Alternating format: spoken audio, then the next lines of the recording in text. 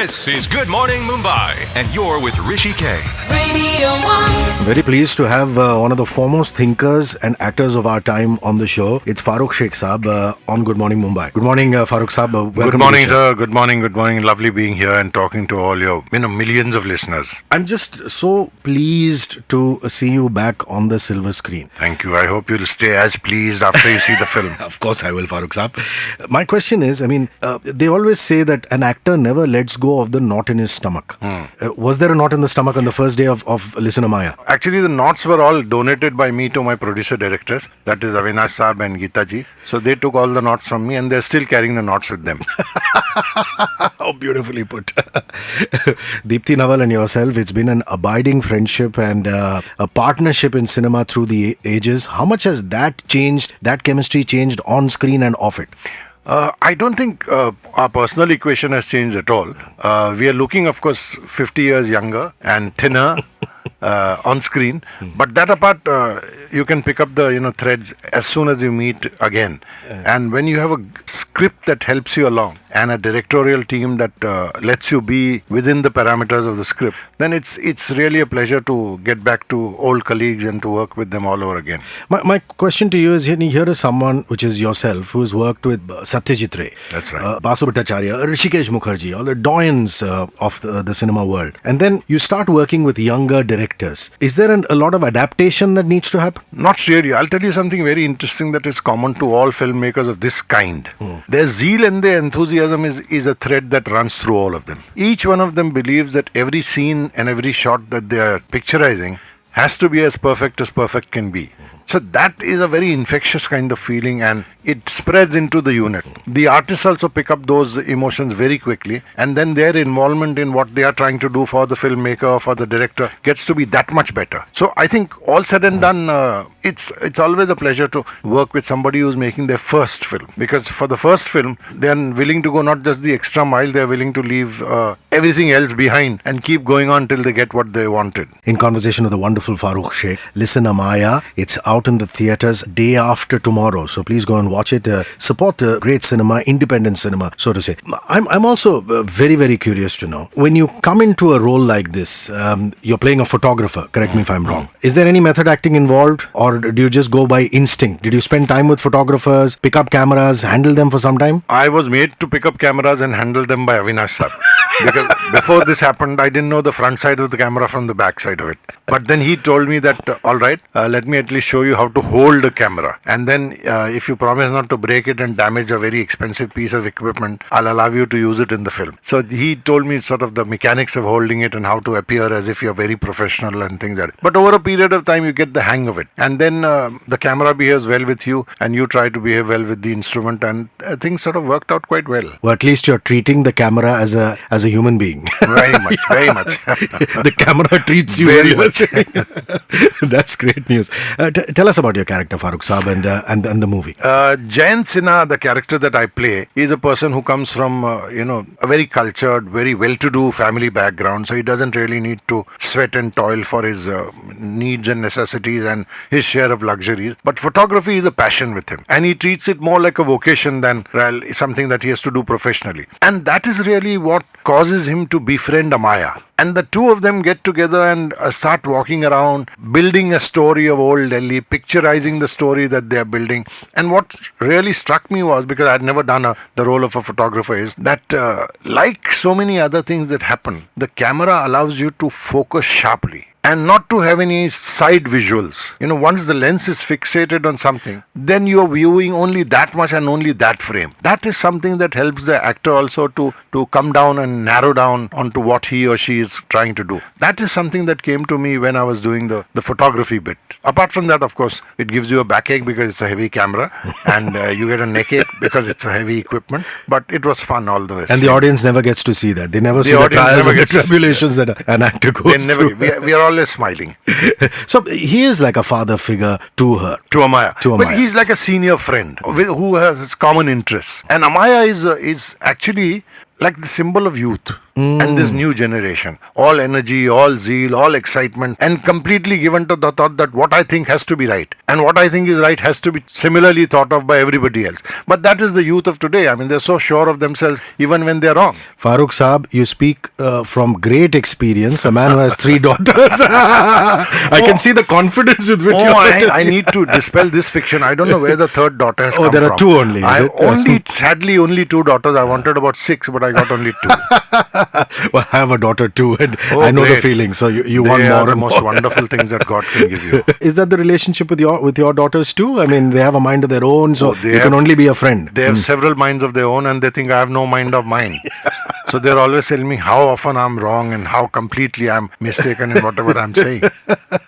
How beautifully put. In conversation with actor, artist, call him what you may, Farooq Sheikh. Listen Amaya is his new film in theatres, and it's the return of him with Deepthi Naval. Now, Chashme Baddoor is my all-time favorite Thank film. You. Just can't get better than that. Your memories of that film, I'm just curious to know. Let's do a small rewind and talk about that era as opposed to Listen Amaya now. Okay. I had completed a film called Noori, Of course. which had done, great things for the producer at the box office.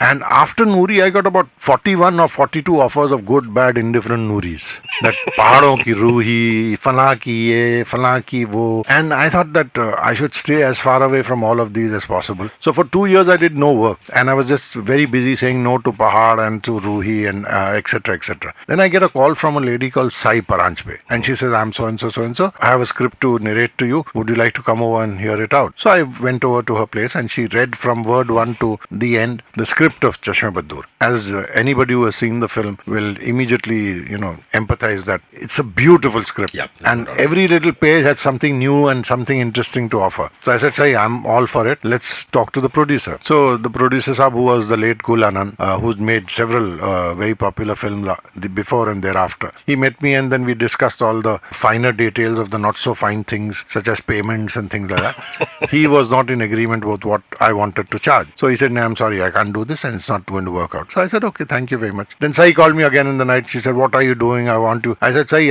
I do only one film in a year, maybe 2 years or something like that. I can't afford to compromise too much on. So she said, don't worry, I'll talk to Gul and we'll work out something. So next day, or I think the day after that, again, Gul Saab met me and he said, this is horrible and you're being very cruel and very unkind. But here is a stupid contract. Sign it and be done with it. So Gul, who then later turned out to be a very dear friend of mine, we did the film together and we had a wonderful time making the film. Again, incidentally, in Delhi. So Delhi seems to be a lucky spot for films that Deepthi and I work in and which happen to do pretty well. More conversation with Farooq Sheikh. Don't go anywhere. I'm in conversation with Farooq Sheikh. Listen Amaya is his new film, which is going to be out in less than 48 hours. You must go and see it. It sounds and looks very, very interesting. Delhi, you were just saying there is some kind of a karmic connection with Delhi and cinema that has been shot there as far as you are concerned. And Deepthi ji. And Deepthi ji, of course. So talk about Listen Amaya and the shades of Delhi. I see a fair bit of it in the promos. But for all of us who are listening, I think most script writers who have a good sense of the visual make the venue and the location a character in the narrative. And Avinash Saab and Geeta ji have done that with Delhi. Even people who have lived in Delhi will see aspects of Delhi which they did not imagine existed. And it's almost as if the venue is speaking to you, because the venue becomes something that is one of the characters in the film that is evoking a certain kind of reaction from the other characters in the film. When Swaraji, who's doing Amaya, and I go around the city with our camera and with her diary and things like that, we meet places and people that are so interesting that you could see that film once just for the places and people.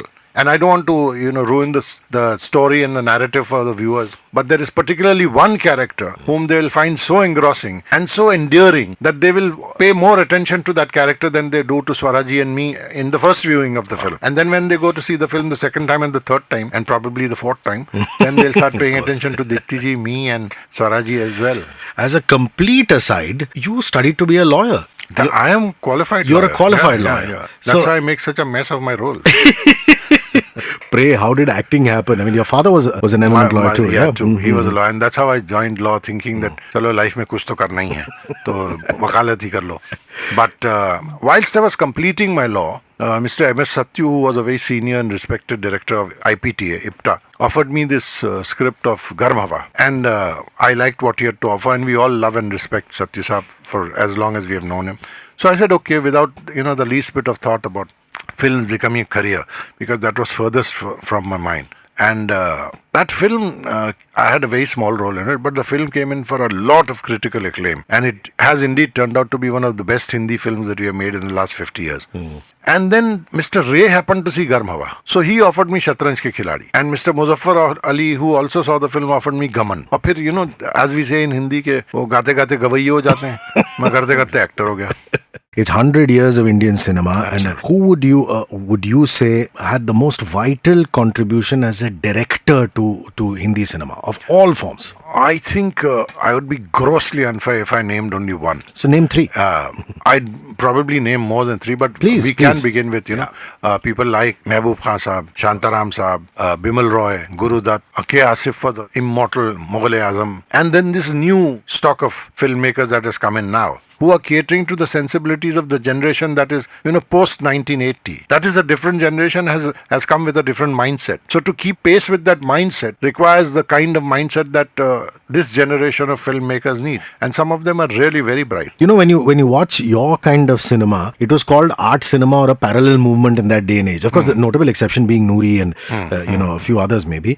Now that has become the mainstream cinema movement. How nice that is. How beautiful is that, isn't it? Yeah. So you just talked about cinema like Mother India, like Mughal-e-Azam. In this day and age, who are the few directors that you have admired, whose work that you have admired? Well, I like Dibakar Banerjee very much. I like the gentleman Neeraj Pandey very much, and I like Mr. Anurag Kashyap. for some of the stuff that he does. And I hope Avinash Saab and Geeta ji are not going to get too big for the hats, because this is an interesting new couple that has come into on the film scene. And we urgently need more of this kind of people who are willing to give you entertainment and give you something to think about. That combination is very rare. You can get entertainment which is like wo sadak ke bandar ka tamasha. It leaves you with nothing to think about. You've enjoyed it or you didn't enjoy it, but either ways you walked out with an empty head. As a matter of fact, some people advise you very sincerely that leave your brains behind when you come into our film auditorium. So you leave your brains definitely empty when you go out. This new breed of filmmaker